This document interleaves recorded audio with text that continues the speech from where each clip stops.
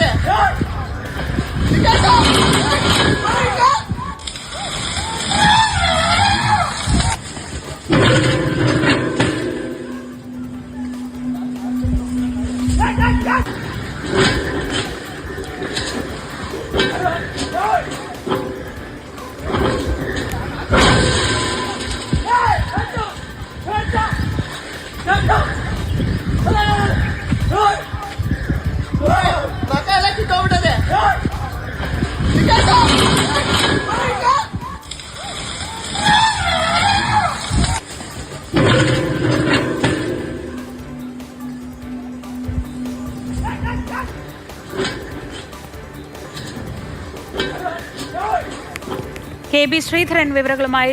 ശ്രീധരൻ, ഇത് വനമേഖലയാണെന്ന് മനസ്സിലാവുന്നു. അവിടെ ജനവാസ മേഖല കൂടിയാണോ?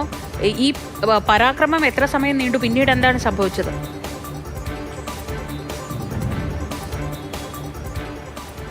കേരള തമിഴ്നാട് അതിർത്തിയിലുള്ള ഹൊസൂറിന് സമീപമുള്ള ദേവരബെട്ടയിലാണ് ഈ ദൃശ്യങ്ങളുള്ളത്. അതായത് അവിടെ കുറച്ചു കാലമായിട്ട് ഈ കാട്ടാന ശല്യം അല്ലെങ്കിൽ വന്യമൃഗ ശല്യമുണ്ട്.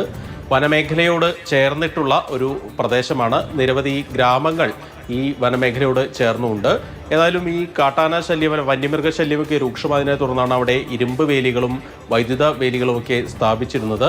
വൈദ്യുത വേലി നേരത്തെ തന്നെ കാട്ടാനയുടെ ആക്രമണത്തിൽ തകർന്നിരുന്നു. അതിന് പിന്നാലെയാണ് ഈ ഇരുമ്പ് വേലി തകർക്കാനുള്ള ഒരു ശ്രമം കാട്ടാനയുടെ ഭാഗത്തു നിന്നുണ്ടാകുന്നത്. നമുക്ക് ആ ദൃശ്യങ്ങൾ കാണാം. പലതവണ ഇരുമ്പ് വേലിയിൽ വന്ന് ഈ കാട്ടാന ഇടിക്കുന്നുണ്ട്. ആ ഫെൻസിങ് പൂർണ്ണമായിട്ടും തകർക്കാൻ അതിനെക്കൊണ്ട് സാധിക്കുന്നില്ല. ഏറെ നേരം ഇത് ഈ ഫെൻസിങ് തകർക്കാൻ വേണ്ടിയുള്ള ശ്രമങ്ങളൊക്കെ നടത്തുന്നുണ്ട്. നാട്ടുകാർ അവിടെ നിന്ന്, ആ പ്രദേശവാസികൾ, ഗ്രാമവാസികൾ അവിടെ നിന്നുകൊണ്ട് ബഹളം വെച്ച് ആനയെ ഓടിക്കാനുള്ള ശ്രമങ്ങളൊക്കെ നടത്തുന്നതും നമുക്ക് ആ ദൃശ്യങ്ങളിൽ കേൾക്കാൻ സാധിക്കും.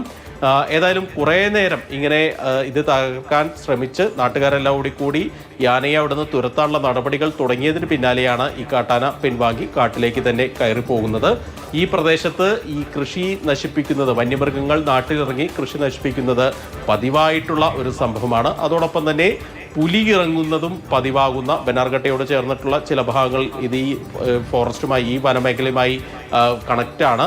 അതുകൊണ്ട് തന്നെ ആ മേഖലയിൽ വന്യമൃഗങ്ങൾ, പുലി ഉൾപ്പെടെ ഇറങ്ങുന്നതും പതിവാണ്. നിലവിലേതായാലും ഈ വന്യമൃഗങ്ങളെ തടയുന്നതിന് വേണ്ടി, നാട്ടിലിറങ്ങുന്നതിന് തടയുന്നതിന് വേണ്ടി സ്ഥാപിച്ച സുരക്ഷാ വേലിയിൽ ആന കാര്യമായിട്ട് കേടുപാടുകൾ സംഭവിപ്പിച്ചിട്ടുണ്ട്. ഏതായാലും അതെല്ലാം വീണ്ടും പുനഃസ്ഥാപിക്കാനുള്ള ശ്രമങ്ങളാണ് കർണാടക വനം വകുപ്പ് ഇപ്പോൾ നടത്തുന്നത്.